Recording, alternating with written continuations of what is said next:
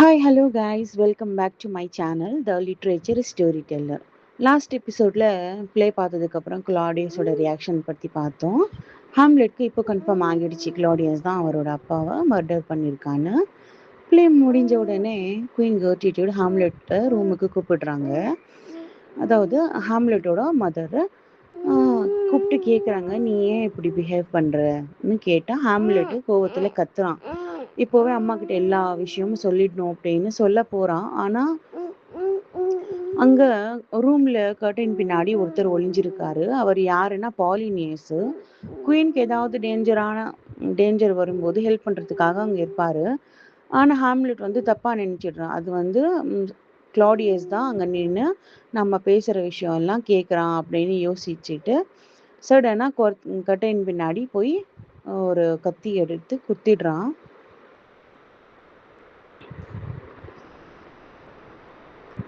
சடனாக ஹாம்லெட் பேசிட்டே இருக்கும்போது சடனாக கர்டைன் பின்னாடி இருந்து சவுண்ட் வருது. ஹாம்லெட் நினைச்சா இது கிளாடியஸ் தான். யோசிக்காம ஸ்வாட் எடுத்து கர்டைனுக்குள்ள குத்திடுறான். கர்டைன் ஓப்பன் பண்ணனதும் ஹாம்லெட்டுக்கு பெரிய ஷாக்கு. அது கிளாடியஸில் பாலினியஸ். அவர் அந்த இடத்திலே செத்து போயிடுறாரு. ஹாம்லெட் ரிவெஞ்ச் எடுக்க ட்ரை பண்ணும்போது தப்பான ஆளை கொன்னுடுறான். இந்த ஒரு மிஸ்டேக் தான் இந்த ஸ்டோரியோட டைரக்ஷனே மாத்திருது. பாலினியஸோட டெத்து பத்தி தெரிஞ்சுக்கிட்ட ஒஃபீலியா ரொம்ப மனசு கஷ்டப்படுறா, ரொம்ப மனசு உடைஞ்சிடுறா அவ. அதாவது ஒஃபீலியாவோட ஃபாதர் தான் பாலினியஸ் இல்லையா? ஸோ அவ வந்து ரொம்ப மனசு உடைஞ்சிடுறா. அவனோட தம்பி அதாவது லேட்ரஸ் இருக்கான்ல, அவனும் ரொம்ப கோவத்துல எப்படியாச்சும் இப்போ வந்து பழி வாங்கணும் அப்பாவை பண்ணவனை அப்படின்னு சொல்லி வரான். இப்போ கிளாடியஸ்க்கு ஒரு புது சான்ஸ் கிடைக்குது. ஏன்னா இந்த விஷயம் தெரிஞ்சதுக்கு அப்புறம் இப்போ இவங்கள வச்சு எப்படியாச்சும் ஹாம்லெட்டை தீர்த்து கட்டணும் அப்படின்னு ஒரு பிளான் பண்றான்.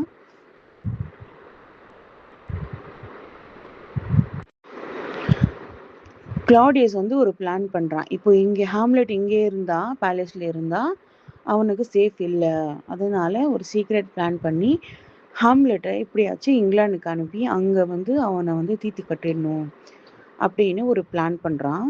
அவன் கூட வந்து ஒரு 2-3 ஃப்ரெண்ட்ஸுங்க கூட அவன் வந்து சேர்த்து இப்போ கிளாடியஸ் ஹாம்லெட்டை இங்கிலாந்துக்கு அனுப்ப முடிவு பண்ணுறான். ஹாம்லெட்டோட ஃப்ரெண்ட்ஸ் ரோசன் கிராண்டஸ் அண்ட் கில்டன்ஸ்டர்ன் அவன் கூட அனுப்புகிறான். ஆனால் அவங்க கையில் இருந்த லெட்டரில் என்ன எழுதிருந்துச்சுன்னு தெரியுமா? இங்கிலாந்து ரீச் ஆன உடனே ஹாம்லெட்டை உடனே எக்ஸிக்யூட் பண்ணுங்க அப்படின்னு அந்த லெட்டரில் இருந்துச்சு. இது கிளாடியஸோட சீக்ரெட் ஆர்டர்.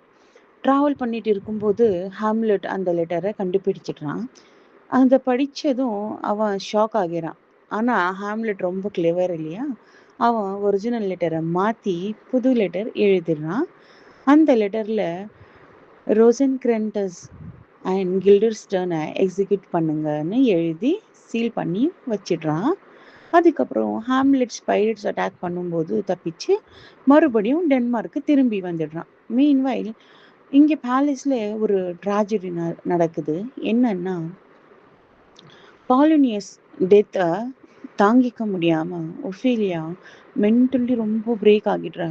அவ ஸ்ட்ரேஞ்சான சாங்ஸ் பாடுறா, ஃப்ளவர்ஸ் டிஸ்ட்ரிபியூட் பண்ணுறா, யார்கிட்டையும் நார்மலாக பேச முடியலை. கொஞ்ச நாள்ல ஒரு ரிவரில் விழுந்து ஒஃபீலியா உயிரை இறக்குறாங்க.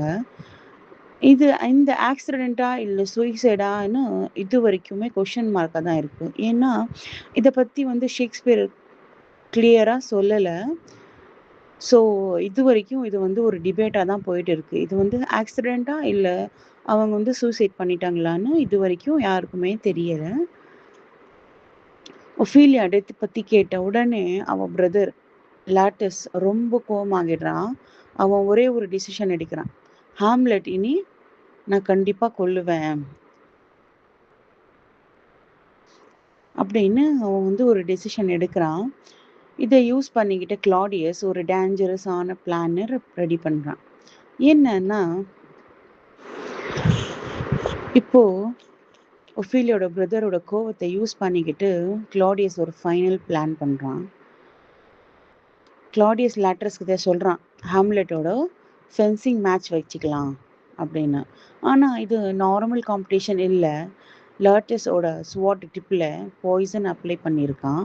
அது மட்டும் இல்லை, சேஃப்டிக்காக கிளாடியஸ் ஹாம்லெட்டுக்கு கொடுக்க போகிற வைன்லேயும் பாய்சன் கலந்து வச்சுருக்கான். இப்படியாவது ஹாம்லெட் செத்துடணும்னு பிளான் பண்ணுறான். ஃபென்சிங் மேட்ச் ஸ்டார்ட் ஆகுது. இனிஷியலி ஹாம்லெட் நல்லா ஃபைட் பண்ணுறான். எல்லாரும் கிளாப் பண்ணுறாங்க. கிளாடியஸ் பாய்சன் கலந்த ஒயினை குடிக்க சொல்கிறான். ஆனால் ஹாம்லெட் வந்து லேட்டர் குடிச்சிக்கிறேன் அப்படின்னு சொல்லிடுறான். அப்புறமா குடிச்சிக்கிறேன் அப்படின்னு சொல்லிடுறான். அன்எக்ஸ்பெக்டடாக குயின் கர்ட்டிடியூட் அந்த ஒயினை எடுத்து குடிச்சிடுறாங்க. கிளாடியஸ் ஸ்டாப் பண்ண ட்ரை பண்ணுறான். ஆனால் லேட் ஆகிடுச்சு. கொஞ்ச நேரத்தில் குயின் பாய்சன் எஃபெக்டில் விழுந்துடுறாங்க. சாகிற முன்னாடி ஹாம்லெட் வைனில் பாய்சன் இருக்குன்னு வார்னிங் கொடுக்குறாங்க குயின் கர்ட்டிடியூட். அதே டைமில் லேட்டஸ் பாய்சன் ஸ்வாடில் லேட்டஸோட ஸ்வாடில் இருக்கிற அந்த பாய்சன் ஹாம்லெட்டை குத்திடுறான். அதே டைமில் லேட்டஸும் ஹாம்லெட்டும் சண்டை போட்டுட்டு இருக்காங்க இல்லையா. இப்போ லேட்டஸ் வந்து பாய்சன் கலந்த அந்த ஸ்வாடை வச்சு ஹாம்லெட்டை குத்திடுறான். ஃபைட் நடக்கும்போது 2 பேரோட ஸ்வாடு எக்ஸ்சேஞ்ச் ஆகுது. ஹாம்லெட் அதே பாய்சன் வச்ச ஸ்வாடை எடுத்து லேட்டஸையும் குத்திடுறான். இப்போது 2 பேருக்குமே பாய்சன் எஃபெக்ட் ஆரம்பிக்குது. சாகிற நேரத்தில் லேட்டஸ் உண்மையை சொல்லிடுறான். இதெல்லாம் கிளாடியஸோட பிளான் தான் அப்படின்னு எல்லாமே ஹாம்லெட்டுக்கு தெரிஞ்சிடுது. ஹாம்லெட்டுக்கு கோவம் உச்சத்துக்கு போகுது. அவன் உடனே அந்த பாய்சன் ஸ்வாட் இருக்கு இல்லையா, அதே ஸ்வாடை எடுத்து கிளாடியஸை குத்திடுறான். அப்புறம் பாய்சன் வைனும் ஃபோர்ஸாக குடிக்க வைக்கிறான். அந்த பாய்சன் இருக்குன்னு தெரிஞ்சிடுது இப்போது ஹாம்லெட்டுக்கு. அந்த பாய்சன் கலந்த வைனையும் ஃபோர்ஸாக அவன் வாயில் ஊற்றி அவனை வந்து குடிக்க வச்சிடுறான் கிளாடியஸை. கிளாடியஸ் அந்த இடத்துலையே செத்து போகிறான். இப்போது குயின் கர்ட்டிடியூட் dead, Claudius dead, Laertes dead, ஹாம்லெட்டும் பாய்சன் எஃபெக்ட்லேயே கொஞ்சம் கொஞ்சமாக உயிரை இழக்கிறான். சாகிற முன்னாடி ஹாம்லெட் நார்வே பிரின்ஸ் ஃபார்டின்பிரஸ்னு அதான் ஒரு கிங்கு, அவன் தான் வந்து நெக்ஸ்ட்டு இந்த டென்மார்க்கு கிங்காக வரணும்னு சொல்லிட்டு செத்து போகிறான். அந்த ஃபார்டின்பிரஸ் யாருன்னா, ஃபார்டின்பிரஸ் யாருன்னா நார்வேயோட பிரின்ஸு. அவரோட அப்பாவை தான் ஹாம்லெட்டோட அப்பா வாரில் கொண்டுட்டு இருந்தார். ஒரு டைம் வார் வந்துச்சு. அந்த வாரில் அவரோட அப்பாவை ஹாம்லெட்டோட அப்பா வந்து கொன்னுட்டாரு. அப்போலேருந்து இந்த ஃபார்டின்பிரஸ் வந்து இப்போது இவனை வந்து எப்படியாச்சும் ரிவெஞ்ச் எடுக்கணும், அதுக்காக வெயிட் பண்ணிட்டு இருப்பான்.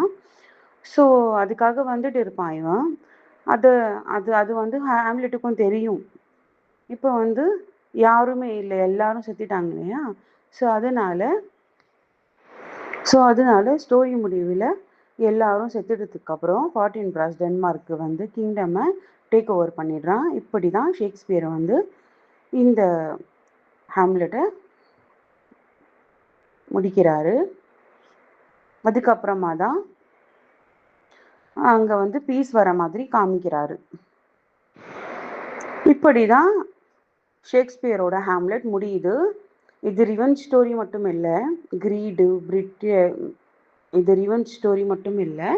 Grid, betrayal, love, guilt, madness, revenge இவங்க எல்லாம் சேர்ந்து தான் டைம்லெஸ் ட்ராஜடின்னு ஒரு பேர் கொடுத்துருக்காங்க. அதனால தான் 400+ இயர்ஸ் ஆனாலும் ஹாம்லெட் இன்னும் உலகம் முழுவதும் படிக்கப்படும், நடிக்கப்படும், டிஸ்கஸ் பண்ணப்படும் இது ஒரு மாஸ்டர் பீஸ்னு சொல்கிறாங்க. ஓகே, தேங்க்ஸ் ஃபார் வாட்சிங். If you enjoy this Hamlet series, like, share and subscribe to the literature story teller.